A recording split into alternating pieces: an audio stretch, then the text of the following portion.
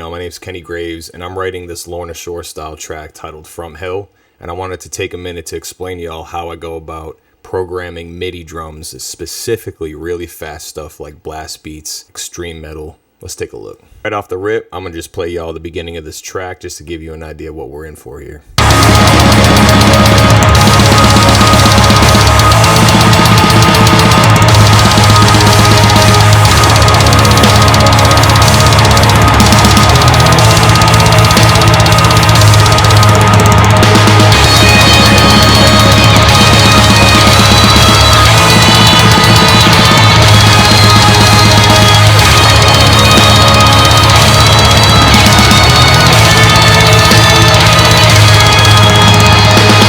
The inspiration for this track was just me wanting to do something with blast beat drums. None of this other stuff, the choir, the guitars, the bass, none of that existed in my head. I just knew I had a very specific drum sound I wanted to go after. So let's talk about that first.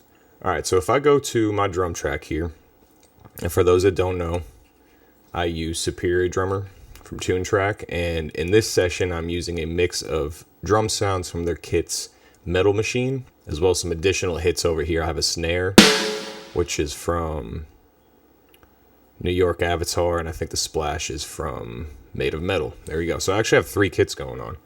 Let me just play the first part on its own, just the drums.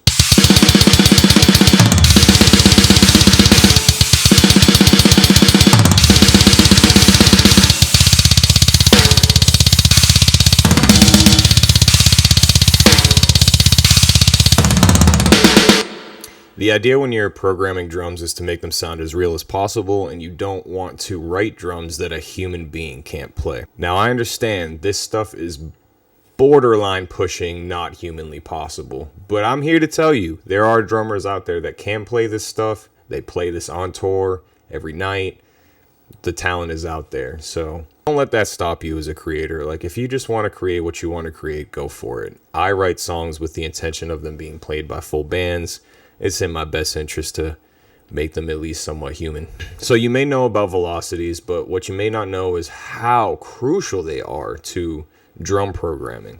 If we just take a look at this beginning section here, for those that are not familiar with Logic, the closer towards the color red, the higher the velocity. Red is as high as it goes, that's 127. And kind of the closer towards the blues and purples, the lower your velocity goes, just like that. Okay, so let's break this down really as quick as I can. This is the first drum section.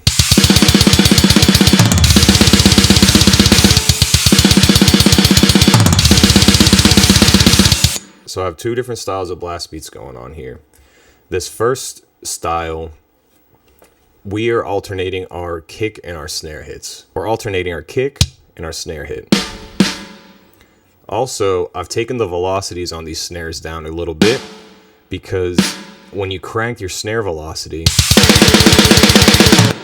it starts to sound not only fake, but it doesn't sound good. Real blast beats, drummers are kind of doing this type of motion here with their stick. Do I have a stick to show y'all? Doing this type of motion with their stick. And when you're doing that, it's just not possible to hit a snare as hard with your full arm as you are with a wrist motion. So let's lower those back down.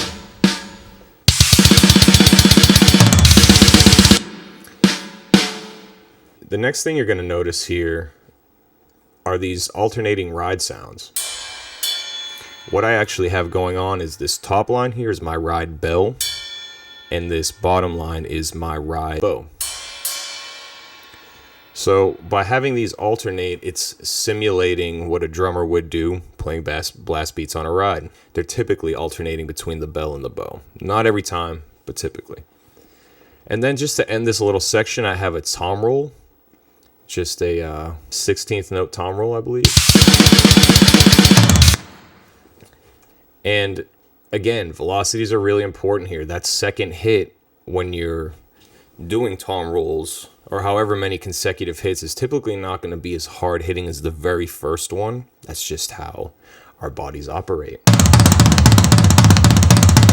And you see, even when I put those on loop and play it like that, it sounds very human.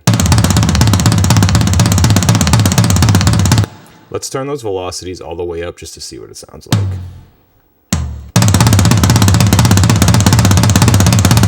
It sounds crazy. It sounds not human, right? So let's go back. That almost sounds like some Hot for Teacher.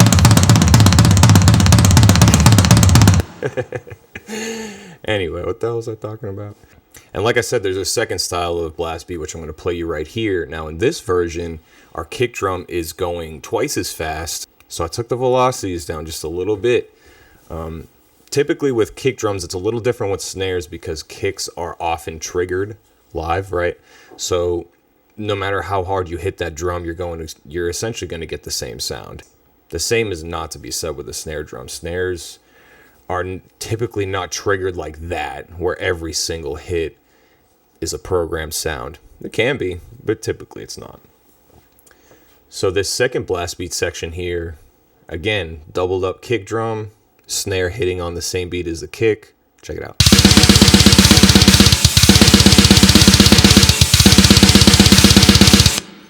Just a little bit different. And what this is doing is just giving the listener some ear candy.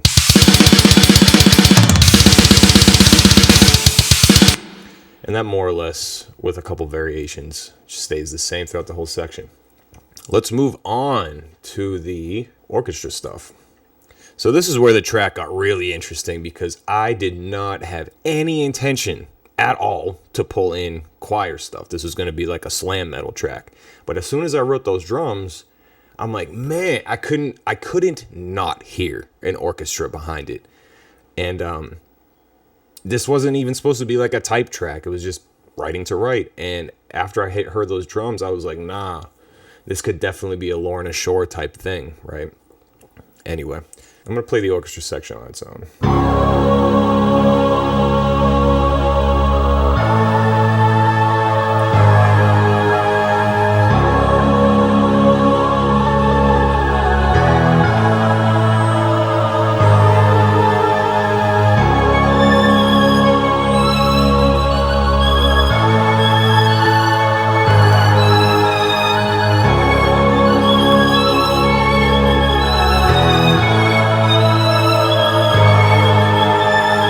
Just beautiful. I don't know where any of that came from. Straight out the brain antenna. I'm like writing songs backwards. It's strange.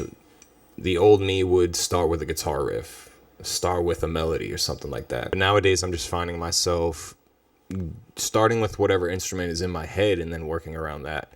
In this case, we started with drums and then I guess went to orchestras.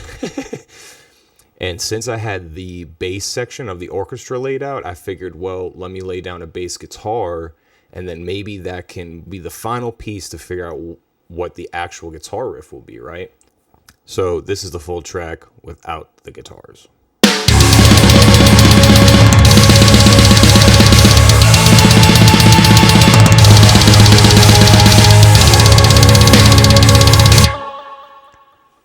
So now that I was at this point, I'm like, cool, let's go, home stretch. I need a dope guitar riff and I need a dope lead to go on the second half of this chorus. And if you look, that's exactly what I did. So let's check out the guitar riff on its own. I'm actually going to grab a guitar to show you how I played this. All right, so I got my guitar here. I'm going to show you how to play this riff. It's super simple. Let me play it first.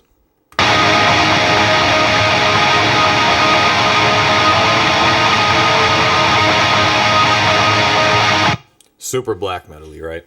So the whole song is tuned on C sharp 8 string, super low, but you don't need that for this section. You only need to go to C sharp standard on a 6 string guitar. We're going to start on the E string. Just ignore the 7th and 8th. We're going to go open, 7, 9, 11. And we're going to strum it kind of in tune with or in the same speed as the snare.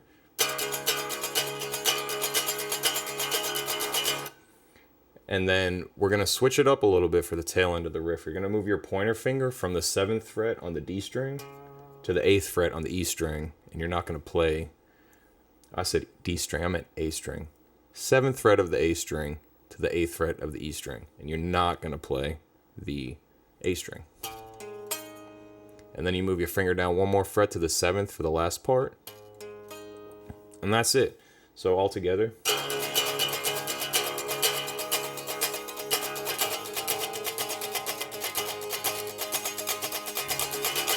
That's it. Such a simple guitar riff. But in context, guys, remember, can't stress this enough. In the mix, how's it sound? So sick. I don't care what no one says. All right, and then let me put this big old thing down. And the very last part that we have, y'all, is this little lead guitar right here. And this is actually pretty interesting, so check this out.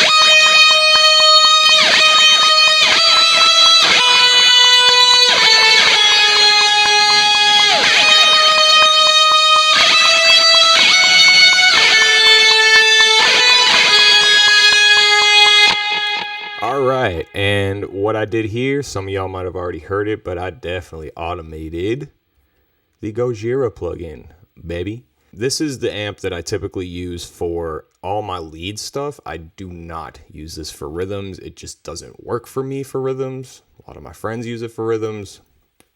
Beauty of options. Anyway, so I have the aggressive waters setting here, and I probably tweaked it a little bit, mainly on the effects section, but essentially what you need here is this pedal, your wow pedal. And once it's activated, you can open your automations. That's a video for another day if you don't know how to do that. You can open your automations, and you can see here, these dips are essentially where I would be lifting off the pedal. So when it's all the way at the top, the pedal is all the way at the top, meaning the guitar sounds how it normally would. And when I do these little dips here, these little wow, wow, that's giving it that wow, wow effect, which just sounds fucking dope.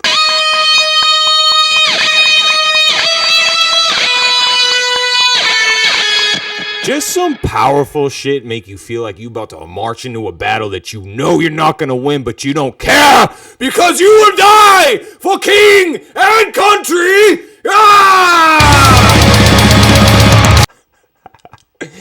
I should be medicated. All right, y'all. So that's basically the whole section. Everything broken down. I'm gonna play it real quick one more time. Just the cool part though.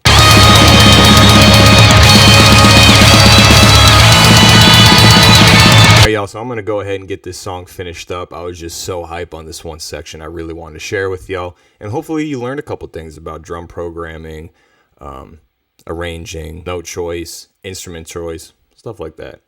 Appreciate y'all watching if you made it this far. If you're not already, make sure you're following me. And if this is on YouTube, make sure you subscribe. It helps more than you could ever possibly imagine. Thanks so much, guys. See you next time.